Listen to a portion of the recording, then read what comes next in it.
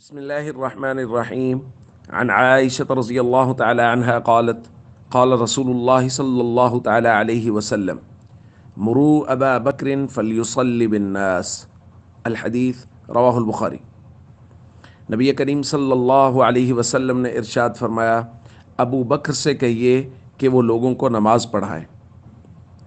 دوستو، یہ الفاظ ایک بڑی روایت کا حصہ ہے کہ نبی کریم صلی اللہ علیہ وسلم کی طبیعت جب زیادہ ناساز ہوئی تو حضور علیہ الصلاۃ والسلام نے فرمایا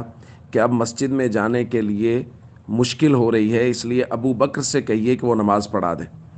نبی پاک صلی اللہ علیہ وسلم سے عرض کیا گیا، یا رسول اللہ ان ابا بکر رجل اسیف، یا رسول اللہ ابو بکر بڑے رقیق القلب آدمی ہیں، آپ کو مصلی پر نہ دیکھیں گے تو ان کا دل بھر آئے گا، تو کسی اور سے کہہ دیں کہ وہ نماز پڑھائیں۔ تو حضور علیہ الصلاۃ والسلام نے ارشاد فرمایا، لا ينبغي لقوم فیہم ابو بکر ان یؤمہم غیرہ، کسی قوم میں ابو بکر موجود ہوں تو ان کے علاوہ کوئی مصلی امامت پہ کھڑا ہو، یہ درست ہی نہیں ہے، یہ مناسب ہی نہیں ہے کہ ابو بکر کی موجودگی میں کوئی اور امامت کروائے۔ دوستو، کل کی روایت میں ہم نے پڑھا تھا کہ ایک خاتون حضور کے پاس آئی تھی اور حضور نے کہا تھا کہ اگر میں موجود نہ ہوں تو ابو بکر کے پاس آ جانا۔ آج کی روایت میں معلوم ہو رہا ہے کہ عبادات میں سے جو سب سے افضل اور ضروری عبادت فرض نماز ہے، اس کی امامت نبی پاک صلی اللہ علیہ وسلم نے حضرت ابو بکر رضی اللہ تعالیٰ عنہ کے ذمے لگائی۔ اس کا مطلب یہ ہے کہ معاملات میں بھی حضور نے حضرت ابو بکر پر اعتماد کیا اور عبادات میں بھی حضور نے حضرت ابو بکر پر اعتماد کیا۔ اور 9 ہجری میں جب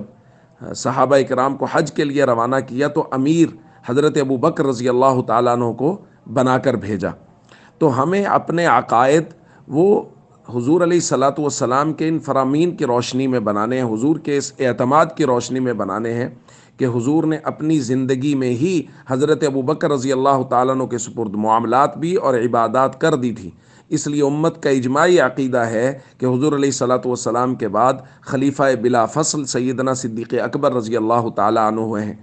ہمیں قوالوں کی بات پر عقائد نہیں بنانے بلکہ نبی پاک صلی اللہ علیہ وسلم کے فرامین کی روشنی میں بنانے، اور حضرت علی رضی اللہ تعالیٰ عنہ کا بھی یہی فیصلہ ہے، اور انہوں نے حضرت ابو بکر رضی اللہ تعالیٰ عنہ کے پیچھے نماز پڑھ کے امت کو یہ فیصلہ اور درس دے دیا ہے کہ حضور علیہ الصلاۃ والسلام کے بعد وہی شخص امت کا نگران اور ذمہ دار ہوگا جس پر حضور علیہ الصلاۃ والسلام نے اعتماد کر کے ان کو مصلی امامت دیا۔